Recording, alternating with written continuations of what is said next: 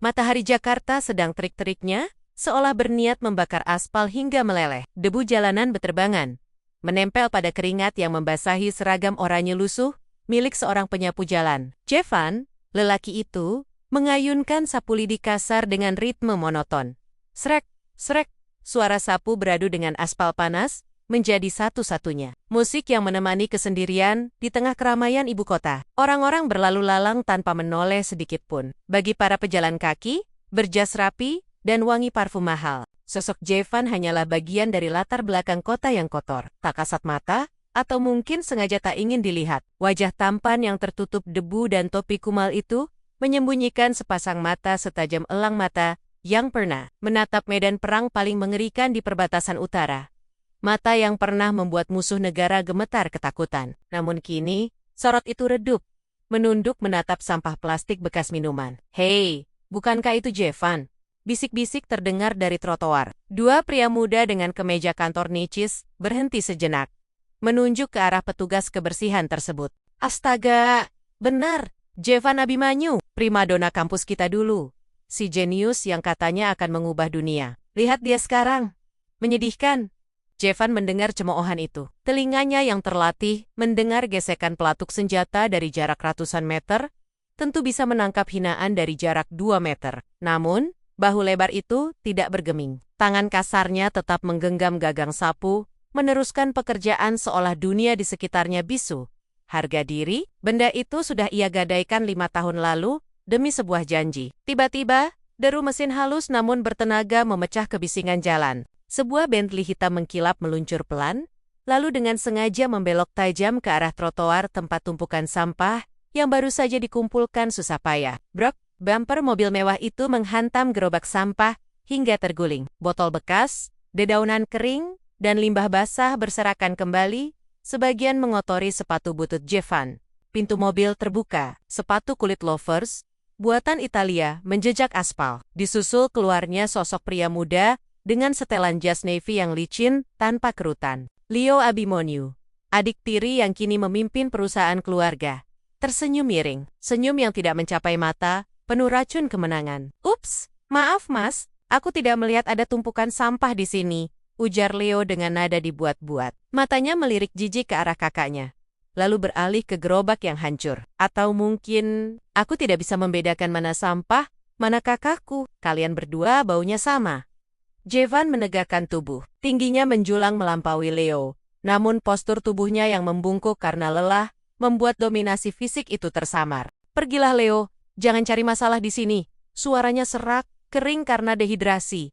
"Masalah?" Leo tertawa lepas. Sebuah tawa yang mengundang perhatian orang-orang di sekitar. Ia merogoh saku jas, mengeluarkan dompet kulit tebal, dan menarik segenggam lembaran merah. Tanpa peringatan, Leo melemparkan uang-uang itu ke wajah Jevan Curtis, bernilai jutaan rupiah itu menampar pipi. Jevan sebelum berjatuhan ke aspal kotor, bercampur dengan limbah selokan. "Ambil, anggap saja ganti rugi gerobak busukmu. Dan sisanya, belilah sabun.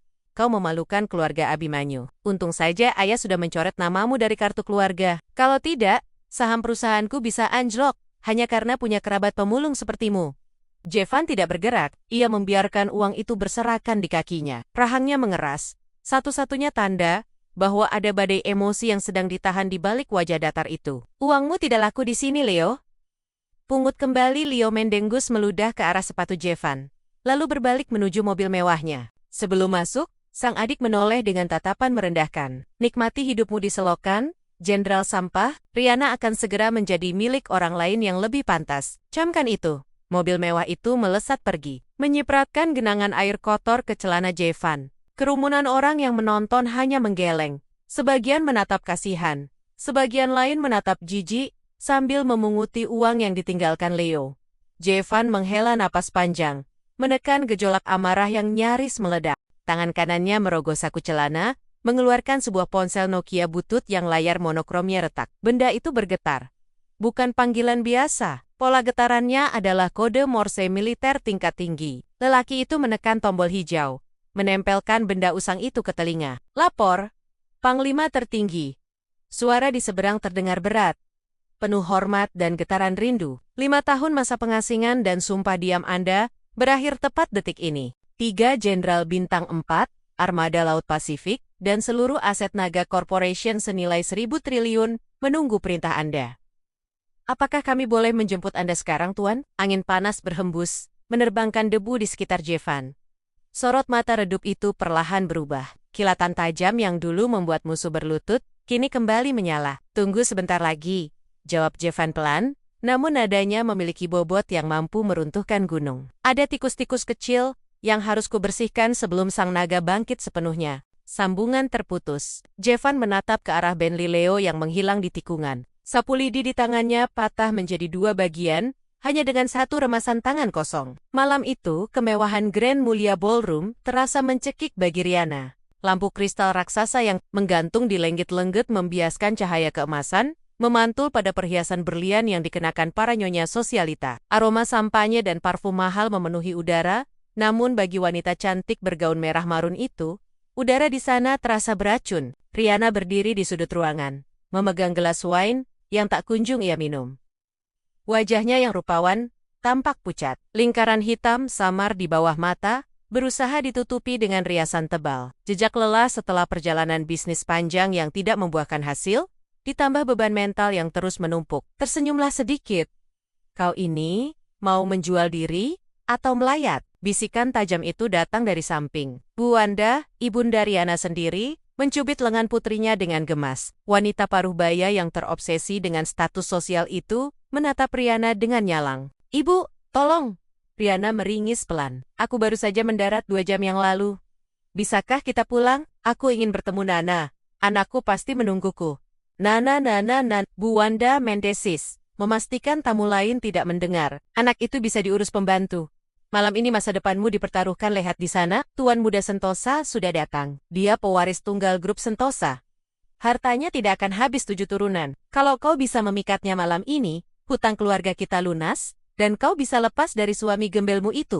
Dada Riana sesak. Nama Jevan yang disebut dengan nada jijik oleh ibunya, membuat hati wanita itu nyeri. Meskipun suaminya miskin, meskipun Jevan tidak punya pekerjaan tetap, dan sering dihina orang, lelaki itulah yang selalu ada menjemput Nana sekolah, memasakkan bubur saat Riana sakit, dan tidak pernah mengeluh meski dihina setiap hari oleh keluarga besar Riana.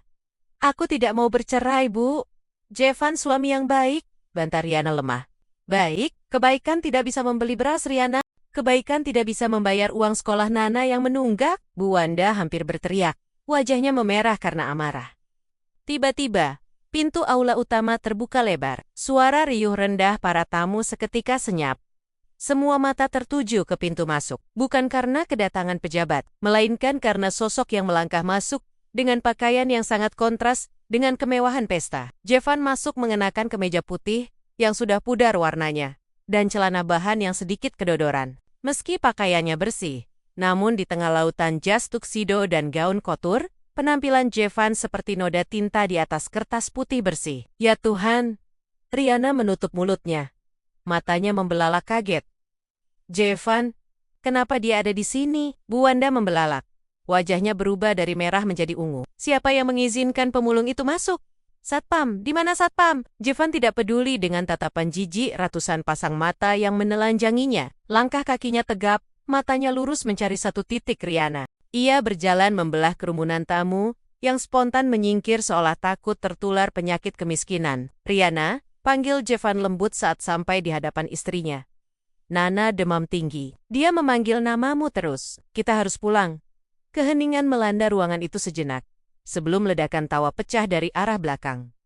Hahaha, lihat ini, drama keluarga yang sangat menyentuh. Tuan Muda Sentosa, pria bertubuh gempal dengan wajah berminyak, melangkah maju sambil memegang gelas whisky. Di sebelahnya berdiri Leo, adik tiri Jevan, yang tersenyum licik. Seorang suami datang menjemput istri, bukan dengan kereta kencana, tapi dengan berita anak sakit. Klasik, ejek Sentosa, menatap Jevan dari ujung kaki ke ujung kepala dengan tatapan merendahkan.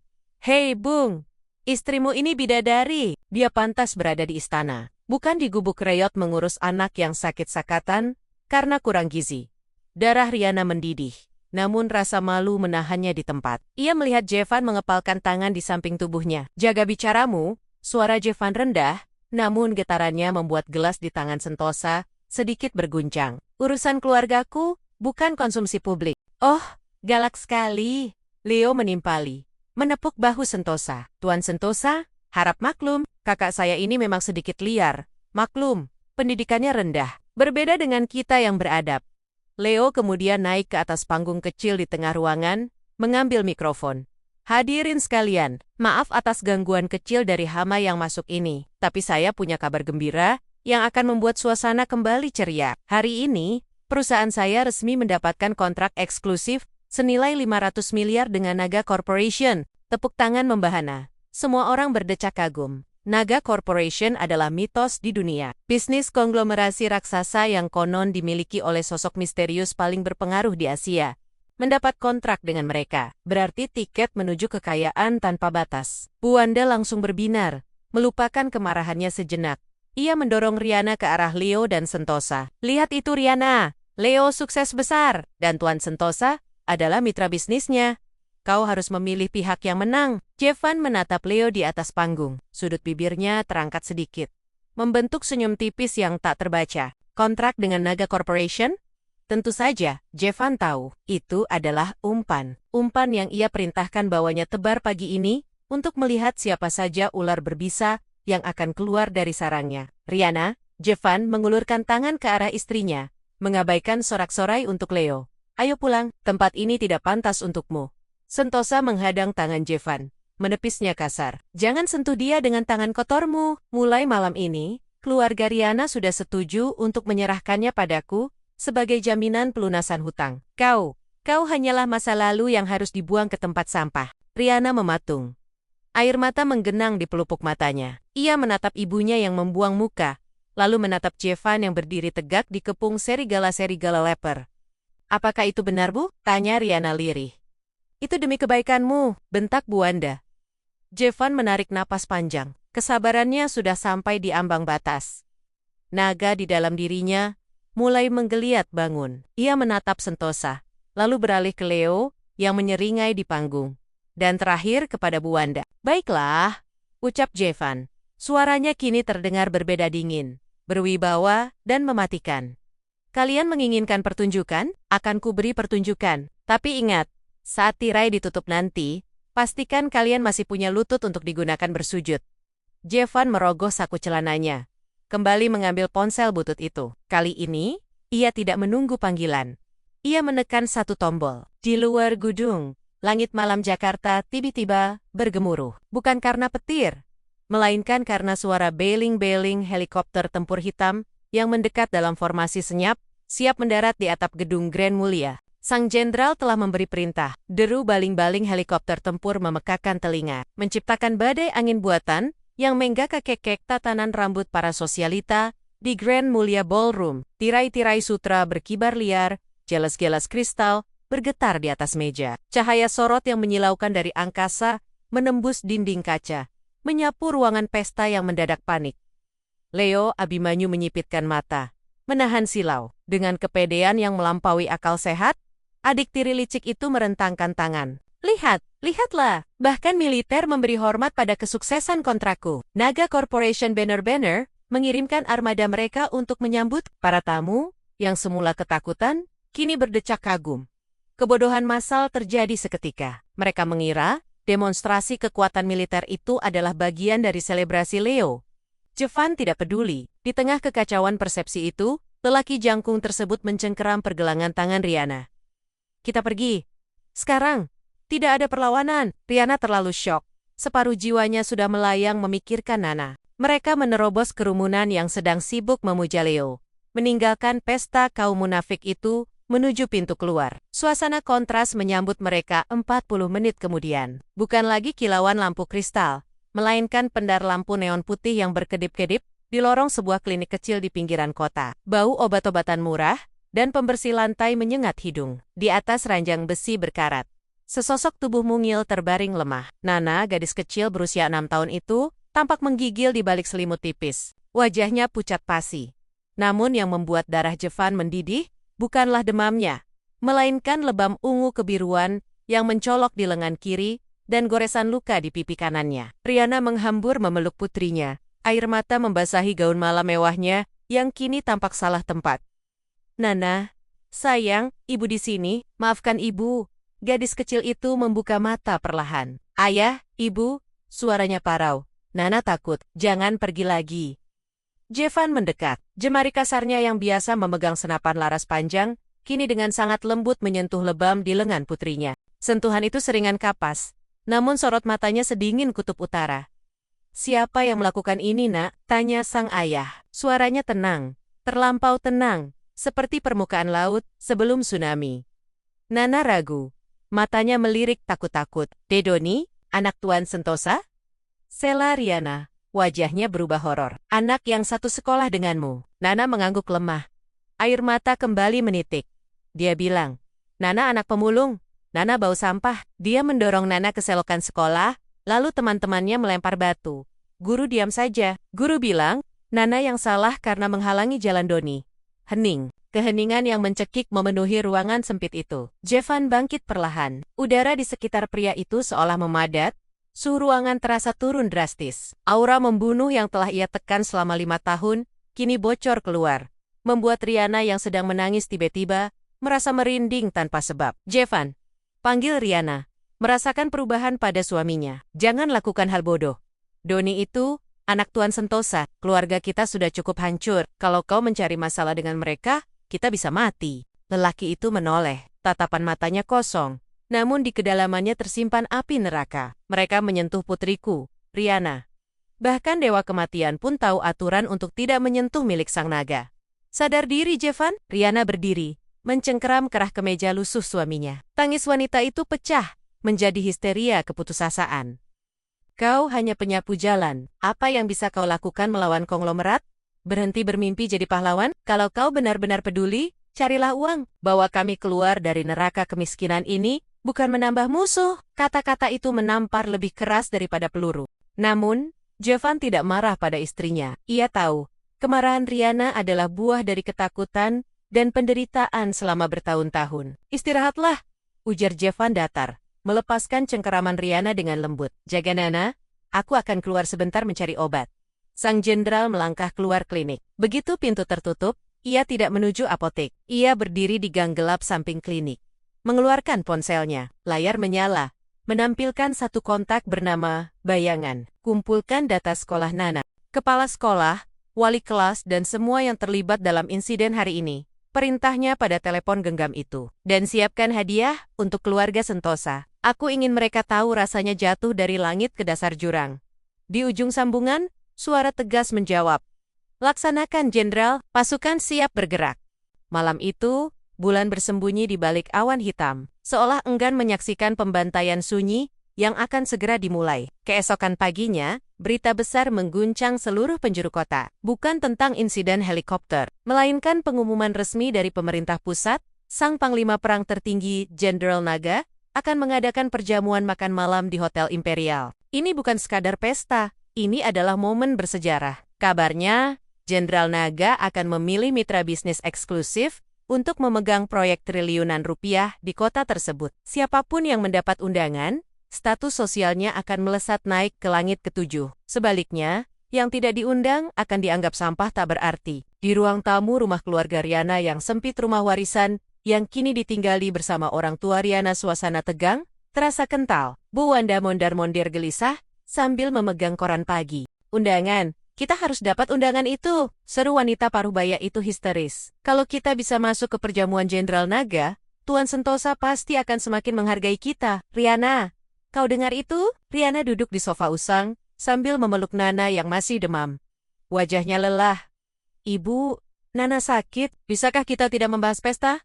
Sakit sedikit tidak akan membuatnya mati, bentak Bu Wanda. Masa depan keluarga lebih penting. Tiba-tiba, pintu depan terbuka. Leo masuk dengan langkah lebar, wajahnya berseri-seri penuh kesombongan. Di tangannya tergenggam 3 amplop berwarna emas, dengan lambang naga timbul yang sangat mewah. Tenang, Tante Wanda, lihat apa yang kubawa, ujar Leo, sambil menjepus pasken amplop itu. Mata Bu Wanda terbelalak, nyaris copot dari rongganya. Itu undangan VVIP? Leo tersenyum miring, melirik sinis ke arah Jevan, yang sedang menyuapi Nana bubur di sudut ruangan. Tentu saja, koneksiku dengan Naga Corporation bukan omong kosong. Tuan Sentosa memberiku jatah 3 undangan. 1 untukku, 1 untuk Tante, dan 1 untuk Riana. Hanya 3? Tanya Riana pelan. Yah, tentu saja. Jawab Leo enteng. Siapa lagi yang mau diajak? Suami gembelmu itu? Jangan. Bercanda. Satpam hotel akan menembaknya di tempat kalau dia berani mendekat radius 100 meter. Jevan meletakkan mangkuk bubur dengan tenang. Bunyi denting sendok beradu dengan keramik terdengar nyaring di tengah ruangan. Ia berdiri. Tubuh tingginya membuat bayangan yang menutupi Leo. Undangan itu palsu, ucap Jevan datar. Tawa Leo meledak. Apa kau bilang? Palsu? Hahaha. Dengar itu Tante, si pemulung ini sok tahu soal barang mewah. Seumur hidupmu kau hanya memegang kertas bungkus nasi, mana tahu bedanya kertas emas asli dan palsu. Undangan asli memiliki watermark hologram yang hanya terlihat di bawah sinar UV dan tertanam microchip keamanan. Jelas Jevan. Suaranya terdengar seperti dosen yang sedang menguliahi murid bodoh. Yang kau pegang itu hanya karton biasa, hasil cetakan printer murahan. Wajah Leo memerah padam karena marah dan malu. Tutup mulutmu. Kau hanya iri, Riana. Kau lihat, suamimu ini sudah miskin. Pendengki pula. Tinggalkan dia. Ikut aku dan Tuan Sentosa ke pesta itu nanti malam. Kita akan duduk di meja utama. Sementara dia mengais sisa makanan di tong sampah belakang hotel. Riana menatap Jevan, mencari kepastian. Namun, logika dan realitas kemiskinan mereka membuatnya ragu. Leo memang brengsek, tapi dia kaya. Jevan hanya... Jevan, Mas. Sudahlah, bisik Riana. Jevan menatap istrinya lekat-lekat. Kau ingin pergi ke pesta itu, Riana? Bukan soal ingin, Riana menunduk. Kalau aku bisa bertemu orang penting di sana, mungkin aku bisa menyelamatkan karirku. Aku butuh uang untuk pengobatan Nana, Jevan. Uang yang banyak. Baik, angguk Jevan. Ia merogoh saku celananya. Tapi bukan untuk mengambil undangan. Aku akan membawamu ke sana. Kita akan masuk melalui pintu depan, disambut karpet merah, dan duduk di tempat paling tinggi. Cukup, teriak Bu Wanda. Makin lama makin gila kau ini. Leo, ayo kita bersiap. Biarkan si gila ini berhayal sesukanya. Leo meludah ke lantai, tepat di dekat kaki Jevan, lalu menggiring Bu Wanda dan menarik tangan Riana. Ayo Riana, jangan sia-siakan kesempatan emas. Riana menatap Jevan dengan pandangan meminta maaf. Lalu dengan berat hati mengikuti langkah ibu dan sepupunya, meninggalkan Jevan berdua saja dengan Nana. Setelah pintu tertutup, Jevan kembali duduk di samping putrinya. Nana menatap ayahnya dengan mata bulat yang polos. Ayah, apa ayah benar-benar kenal Jenderal Naga? Jevan tersenyum. Senyum tulus yang jarang ia perlihatkan pada dunia. Ia mengelus kepala putrinya. Kenal? Tidak sayang, ayah tidak hanya kenal. Lelaki itu mengambil ponselnya, mengirim pesan singkat ke nomor asisten pribadinya. Isi pesan, batalkan semua undangan atas nama keluarga Sentosa dan Leo Abimanyu. Masukkan mereka ke daftar hitam. Dan siapkan penjemputan khusus untuk istri dan putriku. Protokol, Alpha. Ayah adalah Jenderal Naga itu sendiri. Bisiknya pelan. Lebih kepada dirinya sendiri. Dan malam ini, mereka akan melihat bagaimana seekor naga membakar hutan yang penuh dengan parasit. Ketenangan di rumah kecil itu tidak bertahan lama. Baru saja debu jalanan yang ditinggalkan mobil Leo mengendap, raungan sirene membelah udara siang yang panas. 2 mobil patroli polisi berhenti mendadak di depan pagar berkarat. Disusul sebuah sedan hitam milik Tuan Muda Sentosa yang kembali berbalik arah. Pintu rumah didobrak kasar tanpa ketukan. 3 petugas berseragam lengkap merangsek masuk. Sepatu bot mereka mengotori lantai yang baru saja disapu. Di belakang mereka, Leo dan Sentosa melangkah masuk dengan senyum penuh kemenangan, seolah sedang menonton pertunjukan sirkus paling menghibur. Itu dia orangnya. Pak Polisi, seru Leo. Telunjuknya mengarah lurus ke wajah Jevan yang masih duduk memeluk Nana.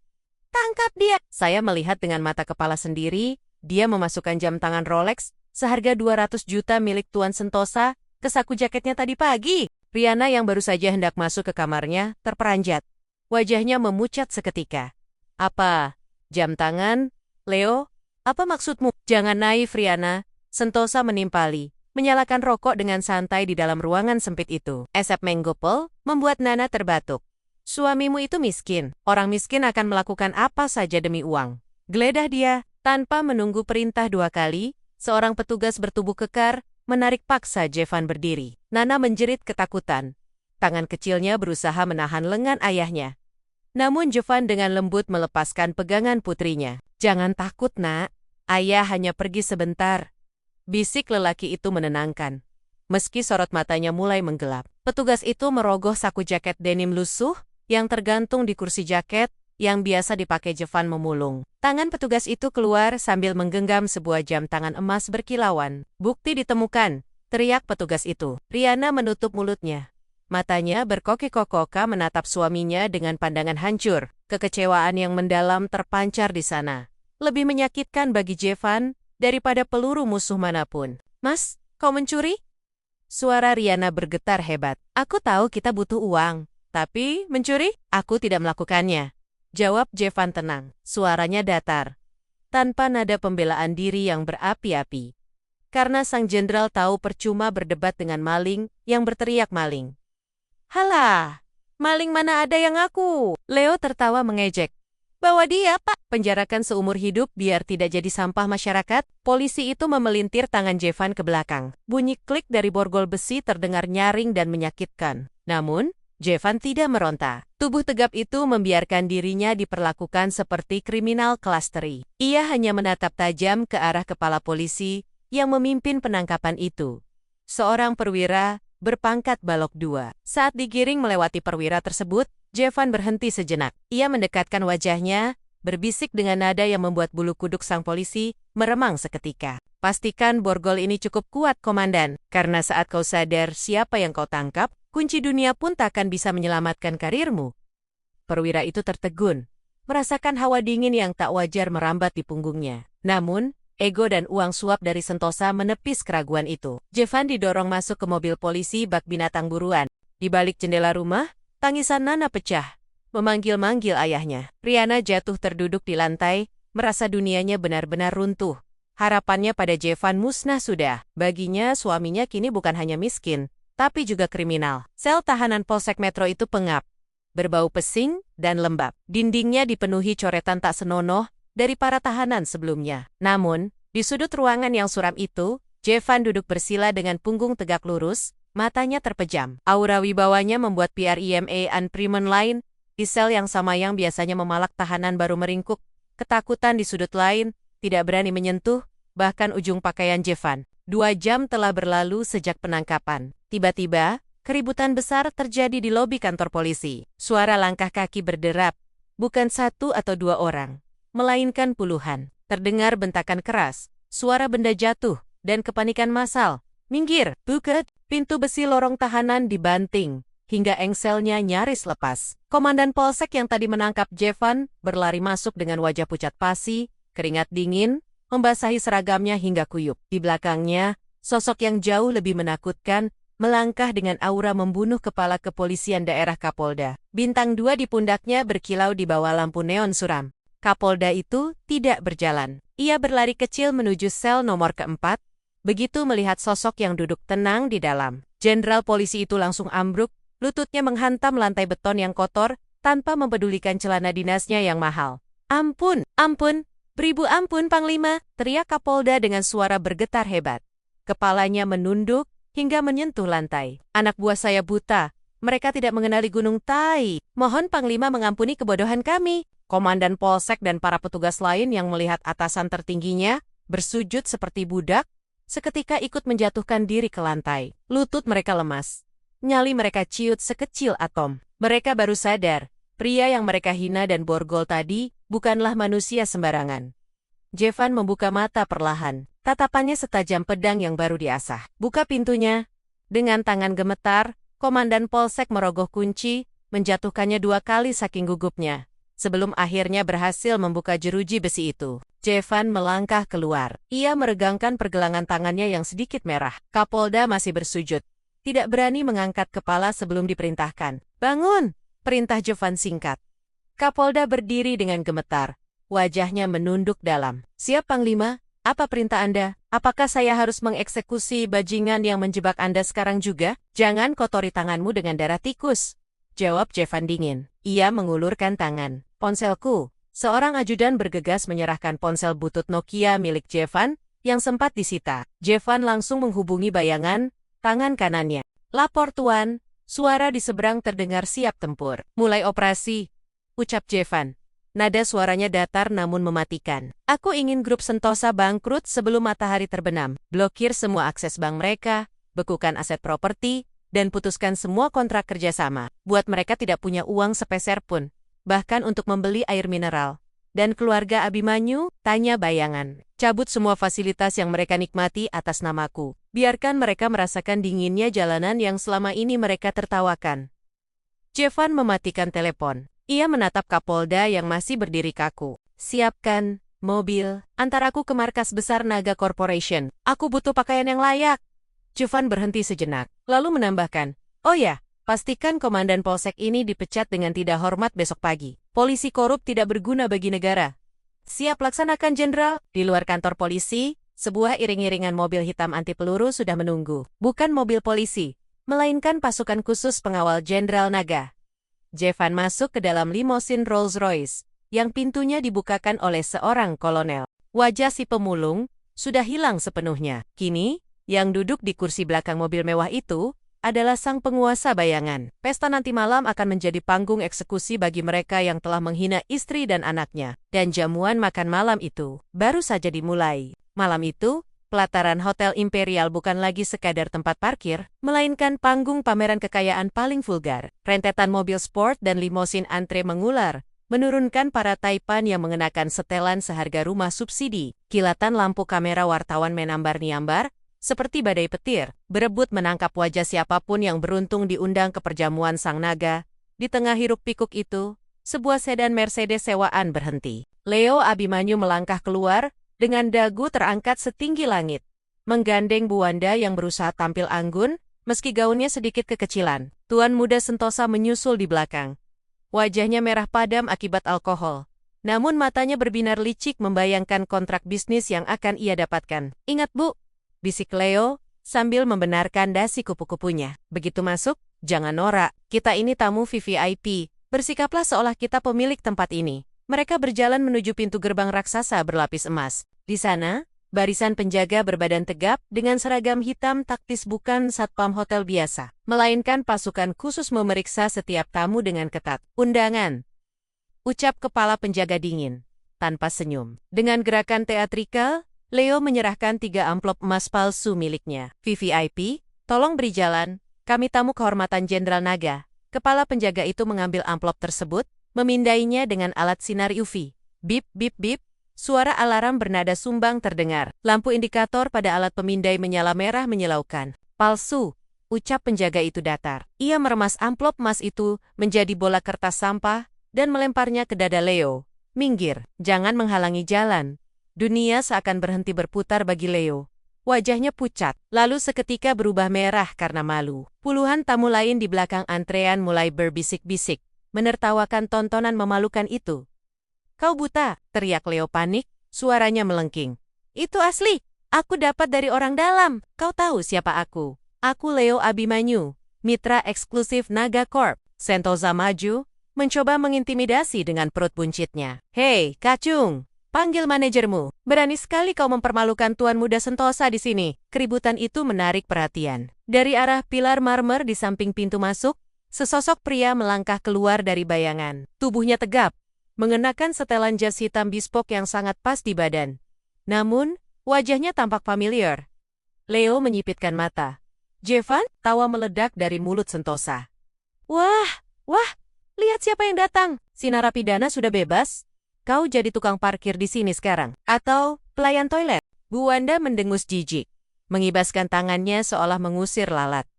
Jevan, pergi kau. Jangan bikin malu kami di sini. Dasar pembawa sial. Gara-gara melihat wajahmu, undangan kami jadi bermasalah. Jevan berdiri diam. Kedua tangannya tersimpan tenang di saku celana. Tatapannya bukan lagi tatapan pemulung yang pasrah, melainkan tatapan seekor predator yang sedang mengamati mangsanya meronta-ronta sebelum diterkam. Kalian tidak bisa masuk? Tanya Jevan. Suaranya rendah, namun terdengar jelas di telinga mereka. Bukan urusanmu, gembel. Leo maju, tangannya terayun hendak menampar wajah kakaknya, melampiaskan rasa malu akibat ditolak penjaga tadi. Enyah kau dari hadapanku. Namun, tangan itu tidak pernah menyentuh pipi Jevan. Klek, klek, suara kokangan senjata serentak terdengar. Dalam sekejap mata, 6 laras senapan serbu otomatis milik pasukan penjaga terarah lurus ke kepala Leo. Sentosa dan Bu Wanda, titik laser merah menari-nari di dahi mereka yang berkeringat dingin. "Satu langkah lagi Anda bergerak mengancam tuan ini," ucap kepala penjaga dengan nada mematikan. Telunjuknya sudah menekan setengah pelatuk, maka otak Anda akan berceceran di karpet merah ini. Leo mematung, kakinya gemetar hebat, hingga lututnya saling beradu. Bu Wanda menjerit tertahan, menutup mulutnya saking ngeri. Sentosa mengangkat kedua tangan. Rokok mahalnya jatuh ke lantai. "Apa maksudnya ini?" gagap Leo, matanya melirik ngeri pada laras senapan. Dia cuma sampah. Kenapa kalian menodongku?" Jevan tidak menjawab. Lelaki itu hanya membalikan badan, melangkah masuk melewati gerbang emas itu. Para penjaga yang tadinya menodongkan senjata ke arah Leo, serentak menurunkan senjata dan membungkuk hormat 90 derajat saat Jevan lewat. "Silakan tuan, panggung sudah siap," ucap kepala penjaga dengan takzim. Leo, Sentosa, dan Wanda ternganga. Otak mereka gagal memproses apa yang baru saja terjadi. Mengapa pasukan elit itu membungkuk pada mantan narapidana dan pemulung? Sebelum mereka sempat bertanya, dua penjaga menyeret kerah baju Leo dan Sentosa kasar. "Kalian ingin masuk?" Tuan memerintahkan agar kalian dibawa ke barisan paling depan untuk menyaksikan eksekusi kalian sendiri. Mereka diseret paksa masuk ke dalam ballroom, bukan sebagai tamu, melainkan sebagai tawanan pesta yang tidak mereka sadari. Di dalam Grand Ballroom, kemewahan mencapai puncaknya. Ribuan bunga mawar putih segar didatangkan langsung dari Eropa, menghiasi setiap sudut. Langit-langit ruangan menampilkan proyeksi digital naga emas yang meliuk-liuk, menciptakan atmosfer magis, sekaligus mengintimidasi. Rihanna duduk di sebuah meja bundar, di area VVIP, terpisah dari tamu lainnya. Ia masih bingung. Setengah jam lalu, sebuah Rolls-Royce Phantom menjemputnya di rumah, sopirnya memperlakukannya bak seorang ratu. Nana duduk di pangkuannya, mengenakan gaun kecil baru yang entah siapa yang menyiapkannya di dalam mobil. "Ibu, tempat ini indah sekali," bisik Nana. Matanya berbinar menatap lampu kristal. "Iya nak," jawab Rihanna gugup. Matanya menyapu ruangan, mencari sosok Jevan. Namun nihil, hatinya cemas. Apakah Jevan baik-baik saja? Apakah dia benar-benar membawaku ke sini? Tiba-tiba, lampu utama padam. Kegelapan menyelimuti ruangan raksasa itu, menyisakan satu sorot lampu sorot spotlight yang menyinari podium utama di tengah panggung. Suara fanfare trompet militer menggema, menggetarkan dada setiap orang yang hadir. Seorang pembawa acara bersuara bariton melangkah ke podium. "Hadirin sekalian, para jenderal, menteri, dan CEO terhormat, harap berdiri." Suara kursi bergeser serentak. Ribuan orang penting berdiri tegak, suasana hening mencekam penuh antisipasi. "Sambutlah pemilik Tunggal Naga Corporation, Panglima Perang tertinggi yang menjaga kedaulatan utara, sang legenda hidup, Jenderal Jevan Abimanyu." Duar, pintu ganda di belakang panggung terbuka lebar. Asap es kering mengepul dramatis. Dari balik kabut putih itu, sesosok pria melangkah keluar. Bukan dengan baju pemulung, bukan dengan borgol. Jevan berjalan dengan langkah tegap militer, mengenakan seragam kebesaran berwarna hitam pekat, dengan ornamen naga emas di bahu. Di dadanya tersemat belasan medali kehormatan yang berkilauan ditimpa cahaya. Jubah hitam panjang berkibar di belakang punggungnya. Di belakang Jevan, 5 jenderal bintang 4 dan 10 taipan terkaya di Asia berjalan mengiringi, menundukkan kepala tanda tunduk. Napas Rihanna tercekat. Ia menutup mulutnya dengan kedua tangan. Air mata tumpah, tanpa bisa dibendung. Pria gagah di atas panggung itu. Pria yang dipuja ribuan elit dunia itu adalah suaminya. Lelaki yang setiap pagi menyapu halaman dan memijat kakinya saat lelah bekerja. Di Sadet Lane, dekat pintu masuk, Leo, Sentosa, dan Bu Wanda yang baru saja diseret masuk, menyaksikan pemandangan itu dengan mata yang nyaris meledak keluar. Tidak mungkin. Desis Leo. Suaranya hilang ditelan gemuruh tepuk tangan. Wajahnya pucat pasi, lebih putih dari mayat. Seluruh darah seolah tersedot keluar dari tubuhnya. Kakinya lemas, dan kali ini, ia benar-benar jatuh terduduk di lantai karpet. Sentosa gemetar hebat, celana bahannya basah. Ia mengompol, saking ketakutannya. Itu Jevan kita menghina panglima tertinggi? Bu Wanda pingsan di tempat, tubuhnya ambruk menimpa kursi tamu lain, namun tidak ada yang peduli. Di atas panggung, Jevan mengangkat tangan kanan. Seketika, ribuan orang terdiam, senyap. Harismanya mutlak.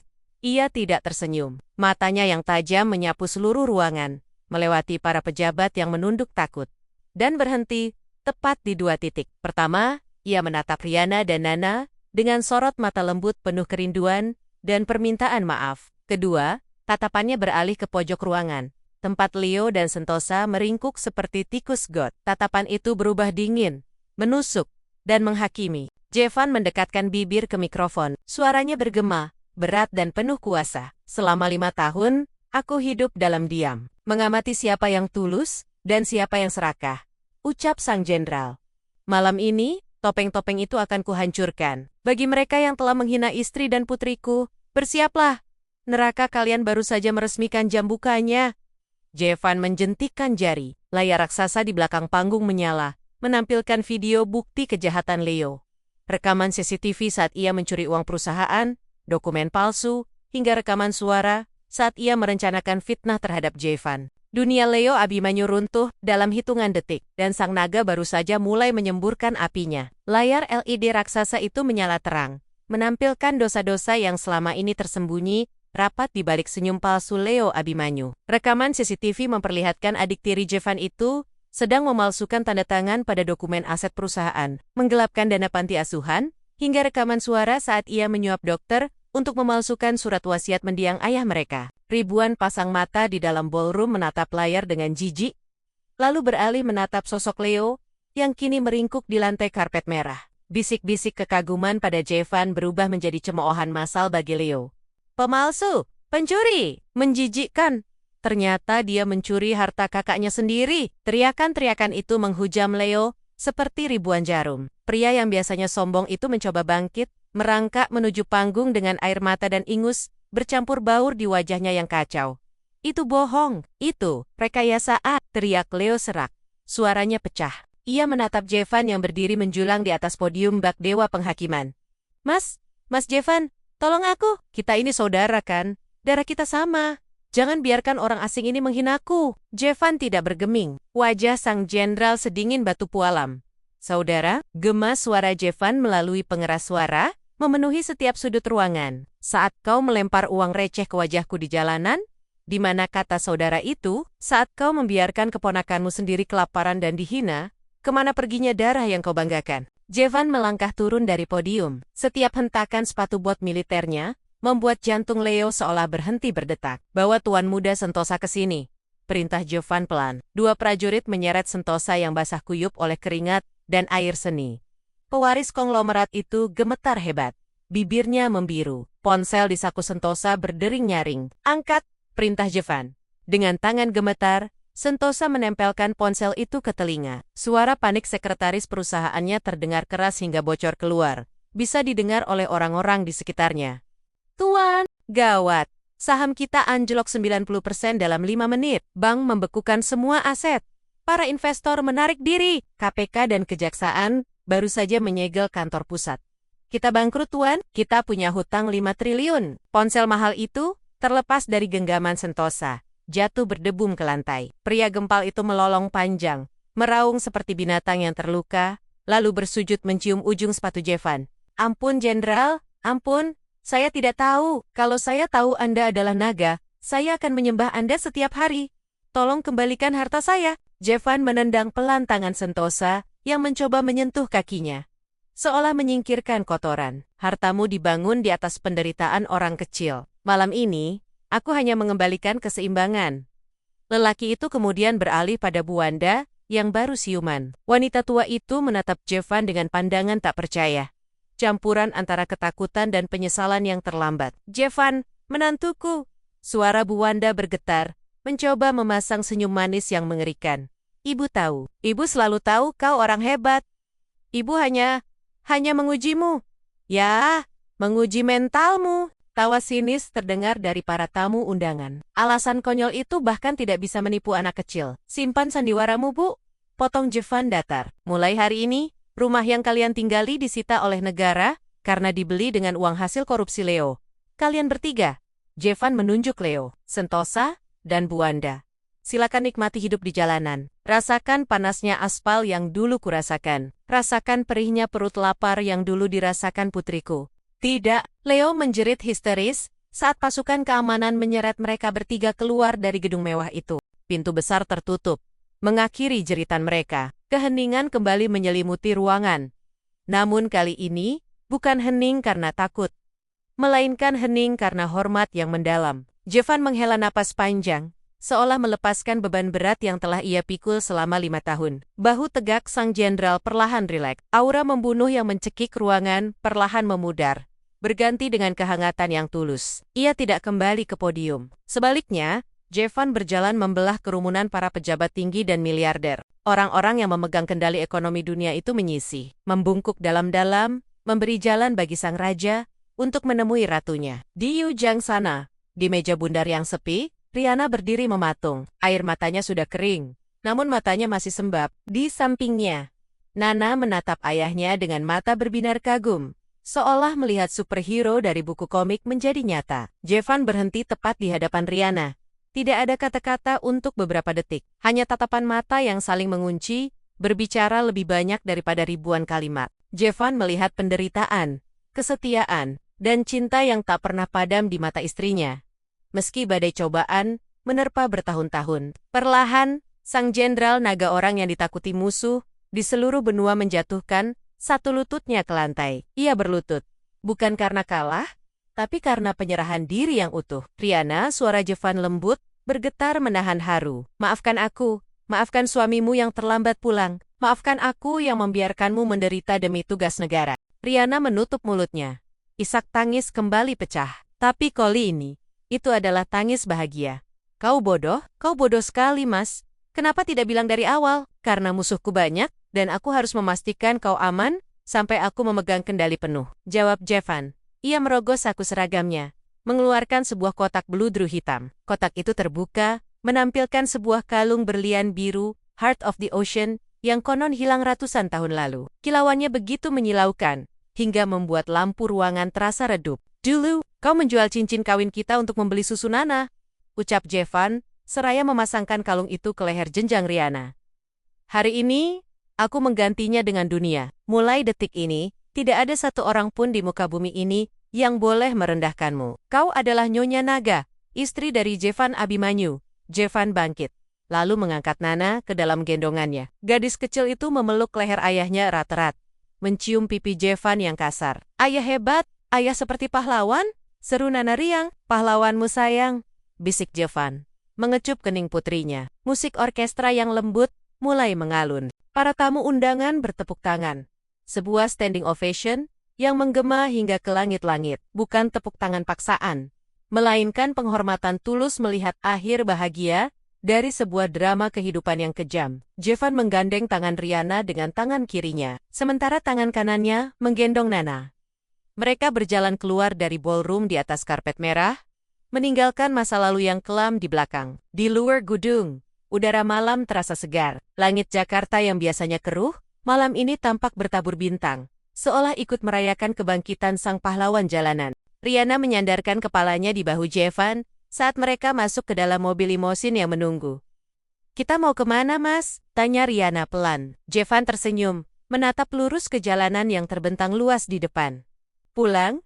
Jawabnya mantap. Ke rumah kita yang sebenarnya, dimanapun itu, asal ada kalian. Limosin hitam itu meluncur menembus malam, membawa keluarga kecil itu menuju fajar baru yang penuh harapan, meninggalkan jejak legenda tentang seorang penyapu jalan yang ternyata menggenggam dunia di tangannya.